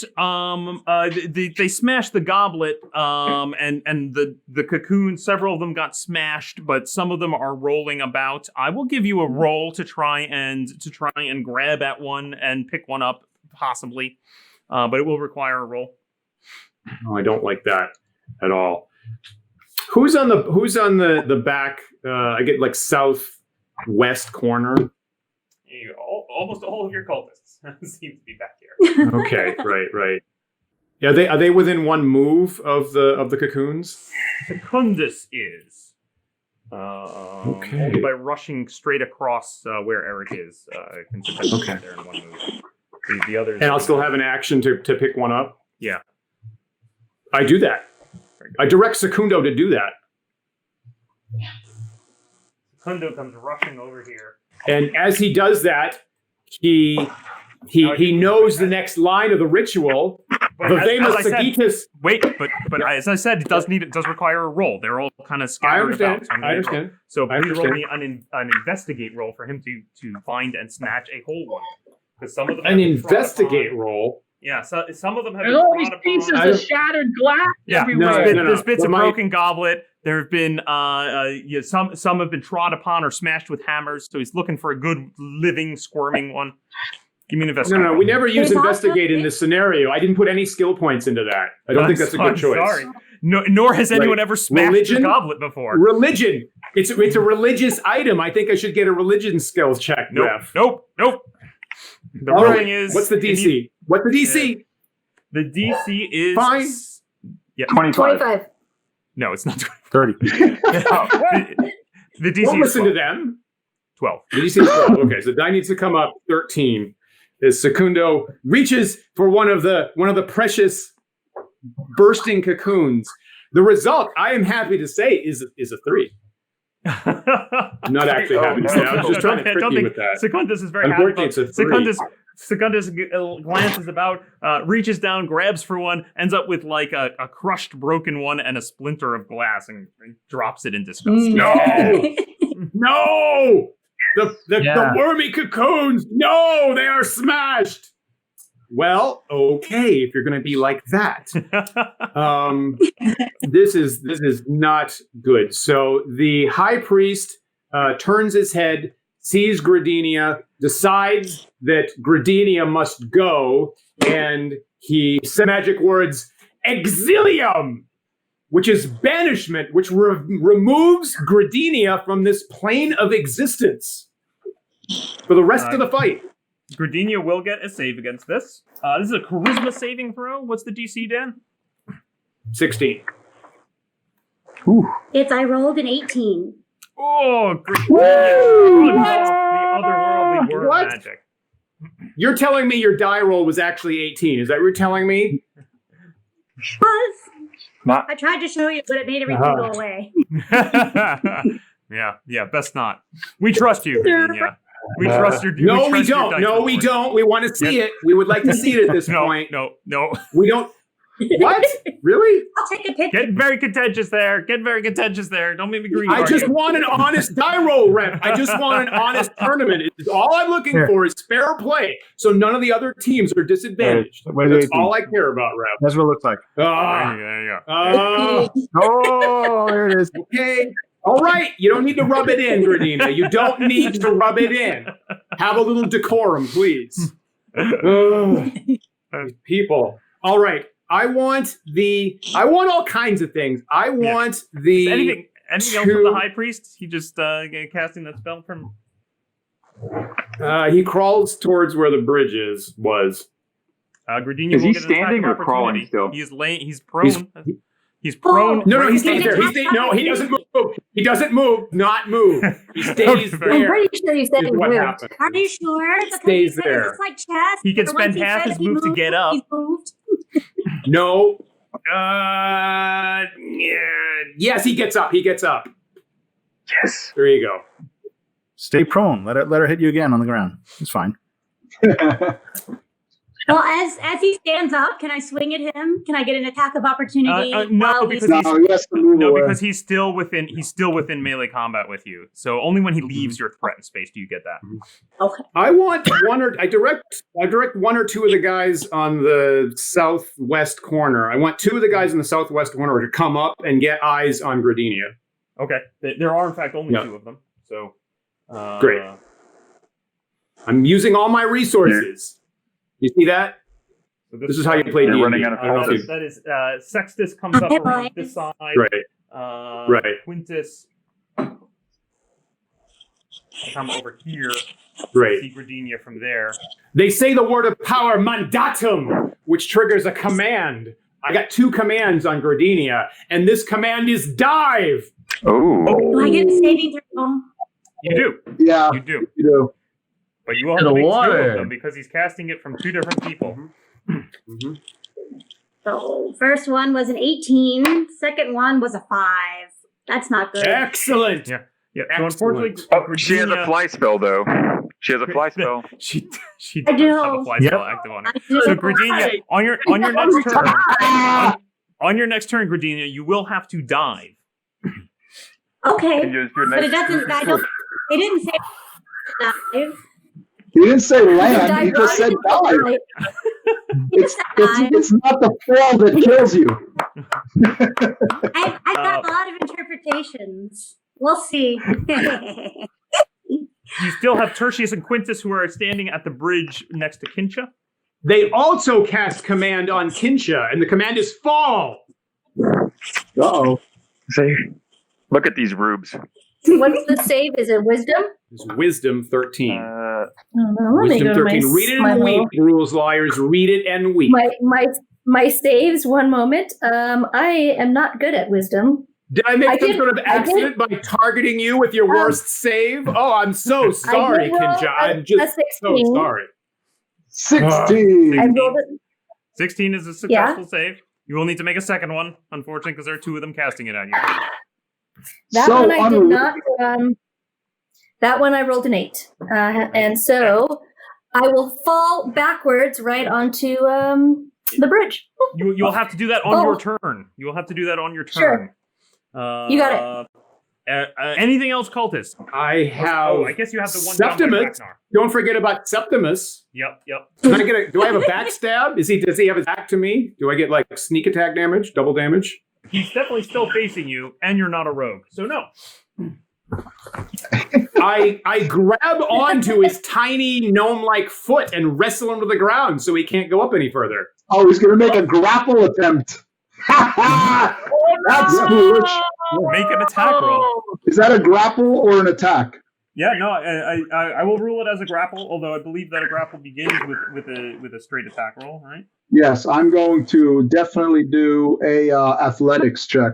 Oh, I'm going to re-roll. I'm going to roll again. I'm going to re-roll because I'm apparently it's a different roll than I need to make. Give it just the die roll and add your athletics bonus. I think I should roll. You don't want me to roll again? You don't want me to roll again? No, I don't. Different you should keep the same roll. Just keep the die roll.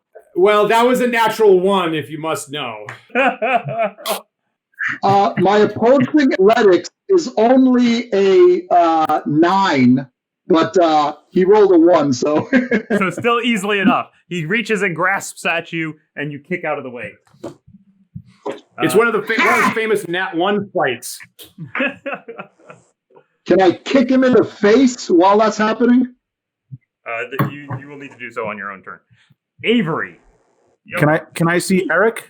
So yeah, unfortunately, Eric is laying prone, and there's a dark black altar in front of him, as well as many people. So you definitely do not have eyes on Eric right now.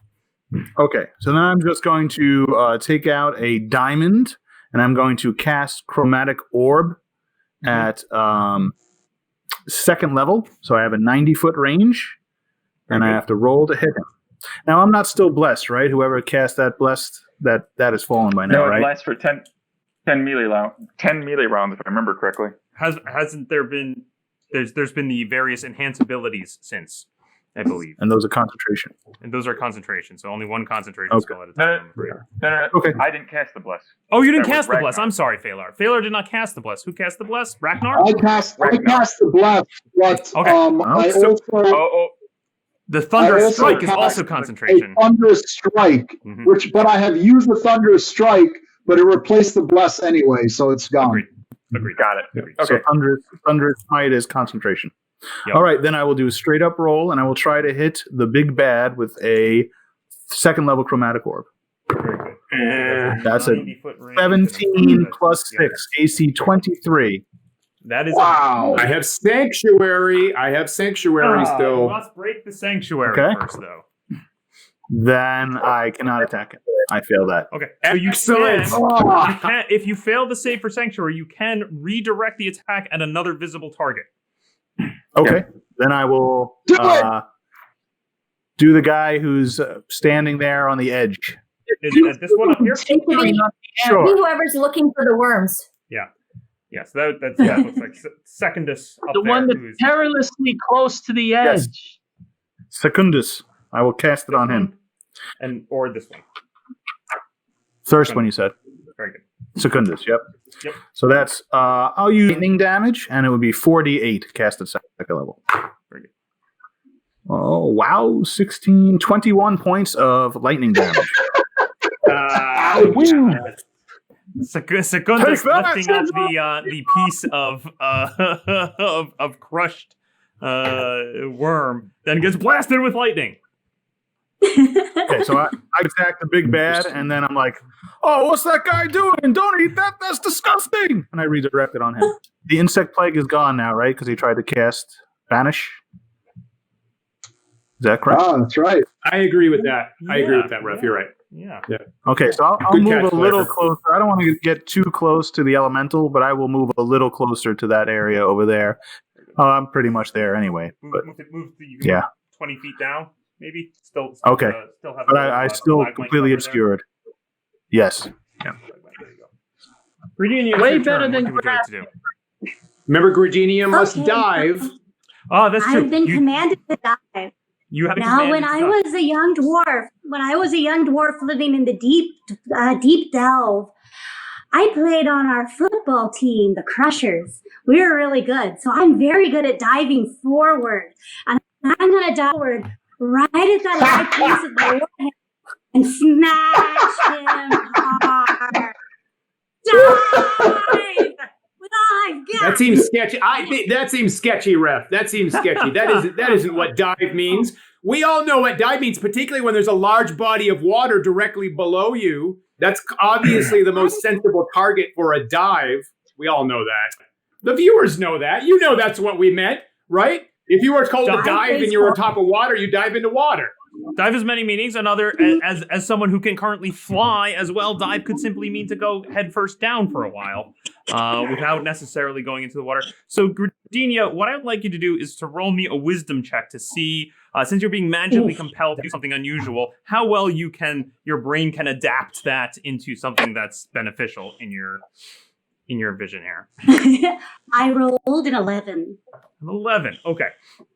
So you feel a little muddled. You're remembering your training from your sportsmanship as a young dwarf. You do dive towards the high priest, but you just kind of dive onto the ground, essentially making yourself prone. Can I just swipe at I'm his sorry. feet from down here? It consumes all of your movement to dive forward and then get back up if that's what you're attempting to do. You'll still have an action, but you'll be out of move. What I want to do is grab his legs and use my movement to fly off the edge and drop him. Ooh. Excellent. I will rule that, I think, as a grapple attack. So you can certainly grab onto his legs and try and pull him off. With you can fly, so you're not bothered by that. But he will be able to resist it. So why don't you go ahead and make opposed athletics checks? Big Bad, you can oppose this with acrobatics if you prefer. I still have Sanctuary. If it's an attack, I still have Sanctuary. It does count as an attack, so you will actually also have to break the Sanctuary, I'm afraid.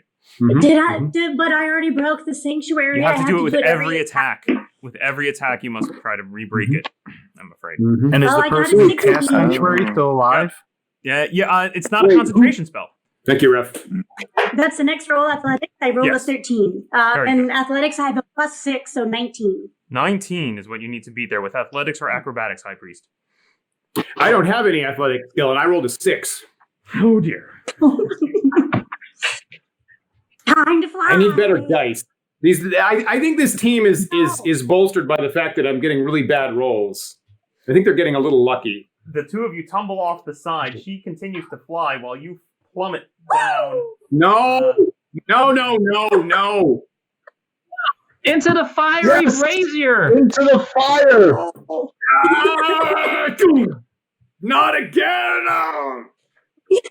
That's gonna hurt. Gardenia floats there Again? above. The High Priest, it actually looks to me like you hit a ledge here and then tumble maybe another 5 feet or so and lands sort of off behind, not quite in the brazier, but on the ledge just before it. I'm going to give you 3d6 of bludgeoning for that. In fact, why don't we let Gardenia roll that? 3d6 of bludgeoning. Stefan, damage. look how close he is to you now. Dropping the High Priest down. Papa. 4, 3. You're so close. 12 points of damage. 12 points of bludgeoning damage to the High Priest as he goes tumbling over the edge. God! And indeed, Kayam, he looks quite close to you. I look to the left. I hear this falling, crunching sound. I'm like, huh? What was that? Nothing. Okay. The bridge gets swept down into the hole. The remains of the bridge are swept away. So we're actually back up to Kincha at this point. Okay. Well, I was commanded to fall. Can I fall forward into the acolyte with my sword? No. Come on. That does not Come summon the on. spirit of fall Come to me. Okay, I'll fall backwards. In fact, That's really, fine. the only direction that seems reasonable to fall at this point is directly backwards because you have the posts of the bridge right there next to you. Right. So I will fall backwards onto the bridge and then stand right back up. Okay. And I will Ref, is hit there that any same chance guy. he rolls off the bridge? Any chance Not he with- rolls off the bridge? It looks like it's descending. No, I think I mean, that I'm those super big heavy dexterous. wooden supports are actually quite good at holding her up. So I'm going to say she falls I backwards, will- gets up. I will run through the same dude with my sword. Same guy. Very good. And that is a 24 to hit. That is a hit. I will inform you that is a successful hit this time. And you know what? I wasn't actually going to do. That's okay. And that's not as good. 7 points more of damage to that guy. I hate that I don't do very much damage, and there's not much else that I can really do. Yeah, what you Who really is need that? is an ally near you so that you can be getting the sneak attack. Yeah, I can't do any of my cool stuff. Can you pick for me left or right? Which guy are you attacking? Right, the same one I attacked last round for 9 points of damage. That is So Cortus. this is That is seven Cortus. Injured yes. Well, you wasted almost all of your damage because he only had one left. Joke's on you. Yeah, but I would not have known that instantly. I would not have known that. And so then I don't think that I can do anything else. Actually, as a bonus action, I could disengage this dude. I don't know why I would really need to because he's going to just walk up to me and hit me anyway. But why not? Can I disengage towards the platform off the bridge? Disengage doesn't actually give you movement, unfortunately. Disengage is something you normally do when you have extra movement to then move away. But I've used my movement. But unfortunately, you've lost your movement due to the spell. Got it. Okay, well then I guess I am done because there's not much else I can do. You know what? I'll do something cool. Just to whatever. I will make the whole as a cantrip. Make the whole platform just rumble. A mysterious Just rumbling fills the We're coming to get you, Eric. Phalar. The high priest wisely threw himself off the cliff rather than let me throw a spell at him, so I don't think I have line of sight on him anymore. So I will move forward 30 feet, and I believe there is one cultist that I have line of sight on up at the top there by my buddy Eric, and I will throw guiding bolt on that guy. That's 20 feet of movement down the river there. You got 10 more feet, okay. But you're about to walk into these mushrooms, or do you want to come loop around the side of the river? Oh, I'll skirt the mushroom. I'll stay closer to the water, and then just 5 feet. You got 10 feet more 5 foot movement. So you could come all the way down. That's fine. As long as I can still see the Costera, I'll chuck guiding bolt at him. Because I can't see the high priest is cleverly hidden himself. So indeed. You cast a guiding bolt at the cultist remaining up on the top of the tour. Indeed, and I score a 17. That is a hit. All right, and he takes. Oh, pretty darn good. 18 points of damage. Oh no! You blast that cultist with magical energy, and he dies. That was Sextus, I'm afraid. Oh man, I like Sextus. Come on. Was he actually sexist? Sex tough. Erroneous. Listen when I'm talking. Now that we've taken out Sextus, I guess it's time for next. All right, Kayam. It is Kayam's turn. Ha ha! Get rid of him, Kayam! Kayam, you have this rope. You were ready to climb up the side of the cliff when the high priest came tumbling downward. What is that? Oh! That dude! Okay! Rage! I hop on the cliff, and I've got my great axe out, and I charge! Rage! Wait! And I'm gonna Rage! Stefan, rage! And I become enraged! Yes! I've been down for hours. No more. I've had enough.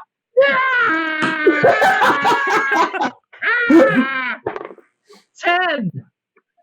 No, we get to roll again. You have advantage. You have advantage. Why does he have advantage? Because he's prone. He's prone. Oh, because he's prone. You're absolutely right. Yep.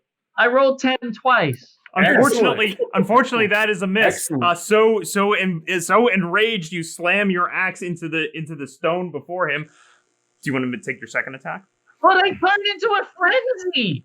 A frenzy now. You normally get. You're plus 7 to hit with your great axe. That's actually a 17, Stefan. I think it's whatever the player announces. When the player announces the roll that they've made, that sticks. That's the official roll. It's like in chess when you take your finger off the piece. When you announce the roll, that's what you're stuck with. Right, Ref? No. We will adjust correctly. So it's normally a plus 7 to hit, but does a 17 hit? It does. Oh, it does. Okay, very good. It does. I wouldn't be arguing against it if it didn't make any difference. Very good. Steph, take your second attack. But the first one does indeed hit. Do the damage first. Yeah, roll the damage for the first one. 1d12 plus 6 because you're raging. Nice. 7. Plus 13 6. points of damage. 13. 13 points of damage. I take an enormous chop from this stupid barbarian. I'm still alive. Alive. No, you do have a second attack. Second attack. Second attack. Roll 2 dice Second and pick the attack. higher. And I would action surge too. Why not? 3. 12. That's a hit, right? That's a hit. 12 plus 7 is 19. 12 plus 7, 19. 1d12 plus 6.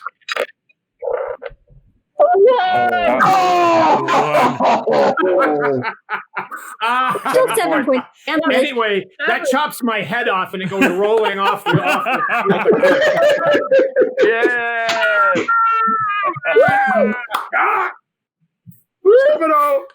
Yeah! Yeah! Oopsie daisy! Can you still climb? If I have any movement left, I go back to the rope to try to climb up the rope. Okay. Nice. I'll allow that. Whatever round, you know. You make your way back to the rope, ready to climb it next round. Yeah. Oh, I'm gonna climb it like a monkey. Ragnar's up. Ha ha! Ragnar! Here we go! First of all, goodbye, sucker! I'm going to the top. I'm doing a dash action. How far is it to get to the top for me? So the steps lead around the side and up the side here. So you're looking at least 60, 100 feet maybe of movement to loop all the way around and get up there. And what about climbing? You could climb, indeed. You could climb straight here. There's about a 10-foot cliff here, and then about another 20-foot cliff here. Now, climbing is half I'm going to do that.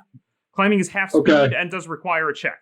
Oh, I'm climbing. Ragnar's climbing all the way to the top. Great. Climb, no, climb! 616. Okay, so you climb up the first 10-foot cliff here. That takes 20 feet of movement to do that. The cultist will get an attack of opportunity.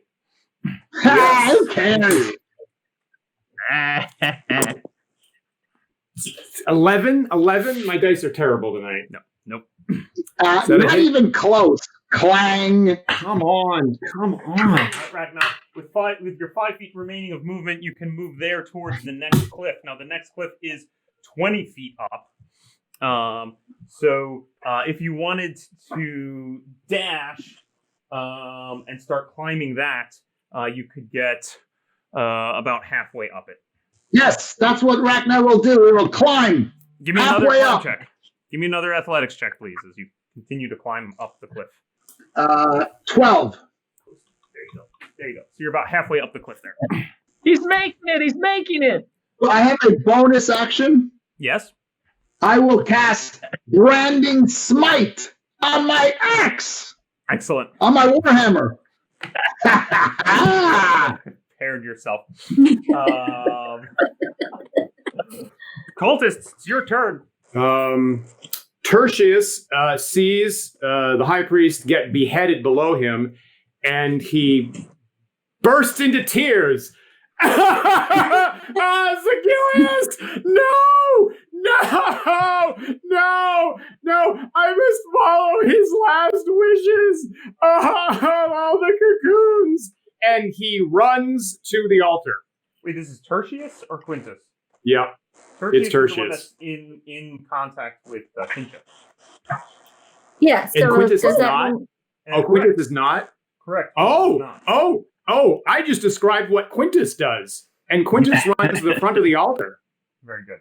I'm pretty sure, like in chess, like you take your finger off of it. That, I'll have them both do it. Whatever. That's fine. Anyway, and he looks around at the crushed goblet and all the cocoons that are dying around his feet. And he says, the ritual is ruined. The ritual is ruined. I must slay the victim now. And he grabs onto the lever and he pulls it. No!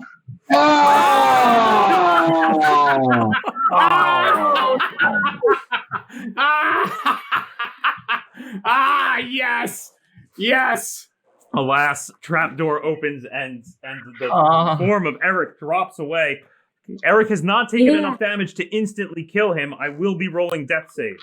oh man, we've got to get Eric out of there. Anything from Tertius and Septimus? Tertius casts command on Kincha again, and the command is disarm. All right, hang on. I rolled a 17. Yep, that is enough. Oh, come on. Septimus? I love that Come guy. on. And Septimus casts Sacred Flame at the gnome. That's a Dex 13. Does a 1 make it? No, you take some damage. Two. You take 2 points of radiant 2 points. damage. Yep. Yes. Whatever. I'm looking at my poor cocoons here that I don't get to use anymore. What Avery. do they even do? What are those things? Ew. You should have let us complete the ritual and then you would find out. Now it'll be a mystery forever. You'll be tormented in your sleep. Avery, what would you like to Sure. No, I Okay. don't think so. I can see that guy who's standing at the very top who just opened the trap door, right? Yep. All right, so I will almost casually flick another chromatic orb up that way. I'll make it fire this time just for interest. And I'll use a 2nd level slot. That might not do it. AC 14? That does do That it. is a hit. That does do it. Okay. Wow. 21 points of fire damage. And he my. bursts into flames and perishes. Wow. Jeez. He Do I was get a death mine. save? Ref, do I get death saves? Do I get death saves? No. No? I'm pretty sure that 21 points of damage, even if you were a PC, is in the instant kill threshold. So I say, sorry, Ragnar. Didn't Gardenia. mean to take your kill. Gardenia, what do you do? All right. Now I must save Eric. You've done well. Eric, poor Eric. So We need to get the cleric whoosh. to Eric. I fly. I can help down too. to Eric, and I have a healing potion that, as my second action, I uncap and give it to him. You go flying down into the pit, which goes 50 feet down, at the bottom of which you see a large pile of desiccated corpses crawling with worms and maggots. At the top of the heap lies the prone form of Eric, who looks badly damaged from his fall down here, but his chest does still rise and fall. Okay, I want to give him my healing potion as my second action.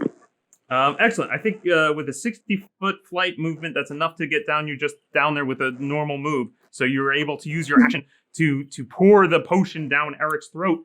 And he revives. And his eyes snap open. And he looks up and he says, Gardenia! Eric. Aw, you're so cute. I knew you'd come for me. Always snuggled in. Kincha. I will attack. And that is a 24 to hit. Unfortunately, my hit is low and only gives me 7 points of damage, but I still hit him. 7 points on So I- Hershey. Perfect. Slice him with my sword. Oh! And I say, all your friends are dead and you're the last. Septimus is still up from what I hear. That's true. You're a lying tiefling. No one trusts tieflings. I don't believe you. You could use your bonus as an offhand attack. No. Sure. All right. Can I do that? Because I would. Yes, you Yeah. can. Yes, If you you have, can. if you Yes, have you two can. light weapons, you can. Indeed, you I can. do. Very good. I'm going to do Does it. Kincha have 2 weapons? I have 2 weapon fighting. Yes, I do. I have 4 weapons, actually. Yes, All right, I'll do that. Does a 15 hit? it does. It does. Oh, good. Stabbity Well stab. then. That is only 6 points of damage. But it turns out your prediction has come true, and there is only one cultist remaining. But it is Septimus who remains. Oh! And then I'll take my movement then, and I'll just walk up and go to the edge and be like, "You guys okay down there? Peer down into the Hello, into hello, the pit, looking echo, down, calling echo." down to Gardenia. Phalar. All right, so can I get to the top of that thing if I dash? Where the I pit want is? people to see Eric. Yeah. Yeah, that's Is there any quite way high. to do it, or is That- it too far? Yeah, It is pretty high. It is a long run for you all the way Okay. down here. I'll move up to that last remaining last remaining cultist. Mm-hmm. And I will strike him. All right, so I got 2 19s because I'm using my bonus action to attack one of my special bonuses here. So I'll attack him twice, and that's 9 points plus 4, so a total of 13 points. Excellent. And you run through the final cultist, slaying him. No! Oh! The cult is gone! Oh! Woo, cult breakers! Yeah. Excellent. At this point, the Hoard Takers control the board, and with a dwarf down with Eric and the fly spell, it is fairly easy work to fly Eric back up out and evacuate from the Cult of Worms. So that concludes our adventure. Yeah. Yeah. Thank you. That was awesome. DM Ragnar would like to make one more move. All right. If you allow it, he would like to finish his climb, and with his thunderous the branding smite, he would take and smash that chest into smithereens. The altar. The altar itself. The altar. Ragnar reaches the top and smashes with a thunderous smite his hammer into the black altar, and it cracks and breaks in two. Excellent. Just as Gradinia comes flying up with Eric in her arms. Where's all I call unsportsmanlike conduct? Unsportsmanlike conduct on the field, rep. That was completely necessary by Ragnar, and they should be penalized I suggest 2,000 points. No. So there gotta be some food around here. Well, where's the loot? Just for good measure. Evacuate, we should kill all the worm eggs too. Make sure they're all smashed. So let's smash all the worm eggs and then get out of here. Come on, give me something here. So there's got to be some loot. I don't think they like light, so I'm going to cast daylight down at the bottom of this pit, which I think will probably do bad things to those worms. And then I'm going to do a ritual consecration on the altar as well. Excellent. Many victory laps being had by the Hoard Takers here. What about the treasure? Maybe treasure at the bottom of that pit beneath all the bodies. There could be lots of treasure. Unfortunately, that is our time. So I was literally on the cusp of calling time on this run, and so we're going to wrap up here. Thank you so much, Hoard Takers, for playing our game today. It just remains for us to calculate your scores. So give us just a quick moment, and we will have your score up on screen momentarily.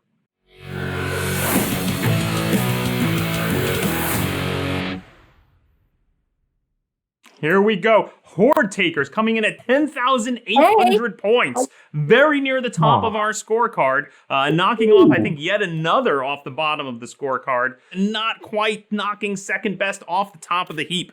But very good score indeed. Very good score indeed.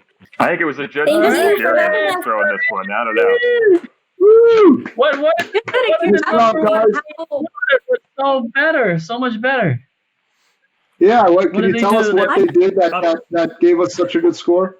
Such a good score? I would happily invite one of you to join us for the awards ceremony, if one of you is willing to do that, to come back to the awards ceremony where we will be going over scores and discussing in detail where they came from and presenting the trophy to the ultimate winner. We do still have a couple of teams to compete, so it might be second best or someone else might take the prize. So as the big bad on this, I must say this is one of our more high-performing groups, and you did make it very hard on the adversary to fight against you. I think that really goes to a high level of praise that I did as well as I did, frankly, with terrible dice rolls, and this team, frankly, getting really lucky. So once again, I have to say that I really raised my level up to challenge a really high-performing team. So thank you, Hoard Breakers.